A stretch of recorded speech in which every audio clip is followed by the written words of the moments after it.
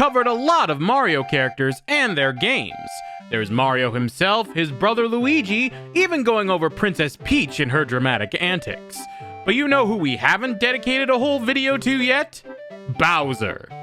And that's going to continue to be the case, because we're talking about Toad today. Toad's been there since the start. Whether he's telling us our princess is in another castle, or giving us a chance to win prizes in his mushroom house, Toad has basically been a supporting character through and through. He did get a brief stint as a playable character in Super Mario Bros. 2, and you can play as him in the Mario Kart series. But I'd say he really had his time in the spotlight with one game. Super Mario Galaxy! This game revolutionized many things, from being able to mess with gravity in weird ways, to the introduction of Rosalina, not to mention a fully orchestrated soundtrack. But one other fantastic addition this game did was introduce us to a special Toad with a light and a helmet. The one, the only, Captain Toad! While he was introduced here, his popularity grew, getting a few select levels in Super Mario 3D World, and eventually his own game in Captain Toad Treasure Tracker, originally on the Wii U, and then released on the Nintendo Switch. This wasn't just some Mario game reskin either. Toad truly was the star with his own mechanics, level designs, and challenges. Captain Toad and his game have been on my list for a few years now, and even though it's near the end of the Switch's lineup before the Switch 2, let's go ahead and see what he's got. How is Captain Toad Treasure Tracker after all these years? Will it hit the jackpot, or will his treasure chest come up empty? Let's find out. The game starts with Toad and Toadette getting ready for an adventure, looking at a star, and all of a sudden, Giant Crow! This massive crow kidnaps Toadette, and it's up to Mr. Toad to save the day with his wild ride. We play as Toad, navigating a series of levels, finding stars, collecting gems, and tracking down the huge crow that kidnapped his girlfriend. And what is our feathered nemesis called? Wingo. Creative, really. The start menu is presented in a storybook setting, with each page turn being a new level to explore. I like this idea a lot, because it gives the impression that this is Toad's story, Toad's tale, Toad's adventure. It's his time to shine, and he's certainly ready for it. Heck, he even shouts at it at the beginning of nearly every adventure. Ready for adventure! It's pretty cute. Ready for adventure! So what special powers does Captain Toad have? Mario can jump super high, Luigi can jump even higher. What can Captain Toad do? Well, he can walk. That's it. And this is where the challenge comes from. How do you navigate a level from beginning to end? Get the star and save the day when you can't jump. To do this game comes up with all sorts of creative ways to get there. We have ramps, switches, elevators, other means. It may be annoying that Toad's legs are so small, but it creates the ultimate challenge for this unique experience. This is a game of mental puzzles, where you have to figure out how to get to the star while avoiding enemies and not dying. Oh my god, wait, what? Is that the skull of a toad? Oh my god, that's actually kind of morbid. I didn't even know there was a skeleton inside there. Why do they have bones? One thing I can say about Captain Toad is that him and his game are charming. You can personally say he's a fun guy. This game has that same charm from Mario 3D World that shines through in each section. Levels are bright, colorful, cartoony, and Captain Toad just looks adorable in his light helmet. But it's not just Captain Toad. The game features enemies like Shy Guys, Goombas, and other characters you'll probably see in Mario Kart World. While you can't stomp on them like a certain union worker, the captain has one way to defend himself: throwing turnips at them with all your Toad might. Toad did not skip arm day, let me tell you. Yes, the quirky strength Toad showed in Super Mario Bros. 2 is back for this adventure, just not the jumping part. There are other power-ups too, like the pickaxe, which works similar to Mario's hammer from the original Donkey Kong game. You pick it up, some music plays, and you proceed to lay waste to everything in your path. There's also a cherry that clones you. That's right, Captain Toad becomes Captain Cloned, which is useful for solving symmetry puzzles. Ready for cloning! Did I mention the music? The music adds such a feeling of whimsy to this setting.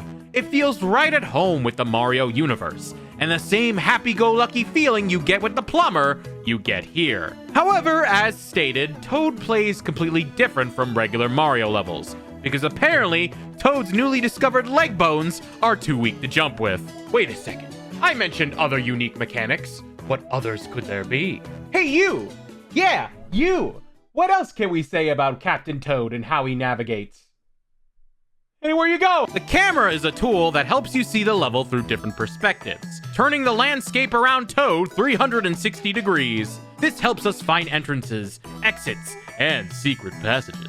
You need to keep your eyes peeled and brain on, not only to find the star, but also get the gems hidden around. Each level has 3 gems hidden in them. Some are obvious sitting out in plain sight, while others require a bit of thinking to find. This game in general can be quite the head scratcher with figuring out how to get everything, as I know it took me quite a long time to find certain gems. Not to mention, each level also comes with its own challenges. Things like finding a golden mushroom, taking out certain enemies, and there's even a challenge where you can find an 8-bit version of Captain Toad. This particular guy can really test your brain when trying to find him. Seriously, where is this Toad at? I swear I've searched hours for him, and I cannot find him. Where the hell is he? There's also this cursor that's just always there, watching you. What do you know, cursor? I'm onto your silly game. The cursor is a holder from the original Wii U version, which makes sense because it had a touchscreen. It was a great use for the gamepad, where you can use the cursor to touch certain platformers and move them up, down, left, or right. The Switch version uses the right stick to accomplish this, and it does the job pretty well. But it will never be quite the same as the gamepad, of course. It really does help out with moving specific platforms, but I kinda wish we didn't have this cursor just in the middle of the screen. You could have used anything else, really. Despite not being able to jump, Toad certainly does get around. There are levels in forests, deserts, and water levels with Goombas and tubes. Although Goombas with tubas would be even funnier. Ready for tubas! There's even a section where Captain Toad has a boss battle against this giant dragon. Pretty hardcore for a mushroom boy. How does this boss battle work? Does he throw turnips at this beast? Do we bop him on the head with the cursor until he dies? No. Captain Toad runs away, hiding behind cover as the dragon breathes fire, until we reach the star, where a giant pillar falls and gives him a bump on the head. Adventure! Ready for dragons! Wait a minute!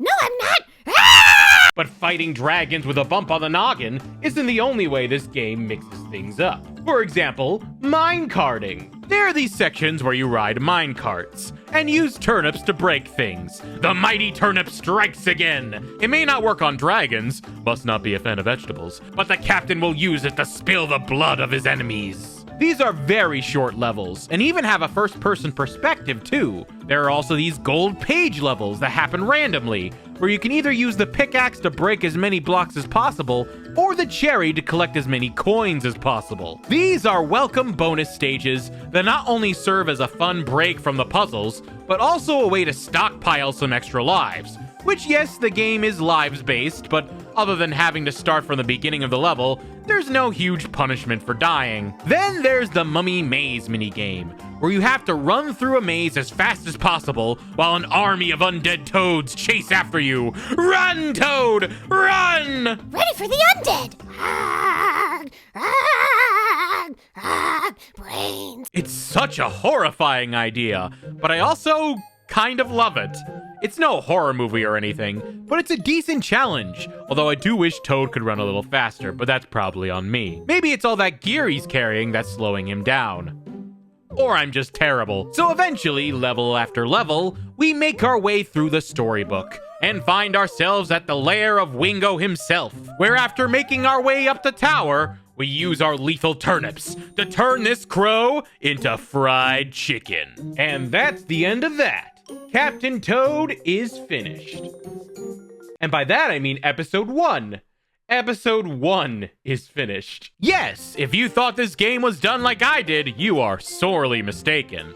This game has Episode 2, where Toad is captured and you play as Toadette, Episode 3, where you switch between them, and some bonus levels that relate to Super Mario Odyssey. Each level gets more and more grand and challenging. Some of the ways they ramp up the creativity takes this game from good to great to absolutely fantastic.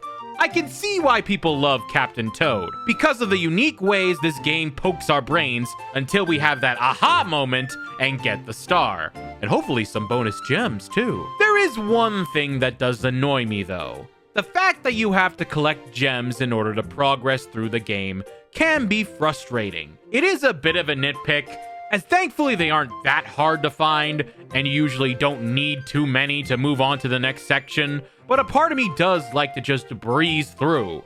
This mechanic takes it from a fun and creative adventure to somewhat of a completionist grind. Still, I know this is 100% a me thing, and it's honestly not the worst thing. What is also a me thing is me trying to rush this game and beat it as quickly as possible. I mean, I wanted to get this video out quite a while ago, obviously. So sometimes I thought about rushing things with this game. Don't do that. Trust me, you do not want to rush this game in the slightest. The bright and warm vibes alone should keep you invested. But I'll also say that you can't rush these puzzles. They're going to take a while to solve. And if you're attempting to rush through them, the chances that you miss a critical detail might have you spending longer solving them than if you just took a moment to pause and think. I know you may want to go as fast as possible. I see you, speedrunners. But if it's your first time, don't be afraid to stop, look around, and really explore your environments. This is a puzzle game where every area matters, and each level is specifically designed.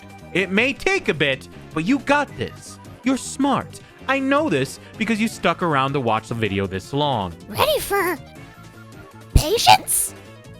You think I'm some kind of doctor? And that was my experience with Captain Toad Treasure Tracker. And while I'm not the biggest fan of puzzle games like this, there was a lot that did surprise me. It has the usual Mario charm we've all come to know and love, with some of the most visually inspiring and creative puzzles I've seen in a game. It not only makes you think, but it also makes you smile as you guide Captain Toad in his very own adventure. While I have some small personal issues with it, I really wish you didn't have to backtrack, and I really don't like that cursor, there's still a lot that makes it great.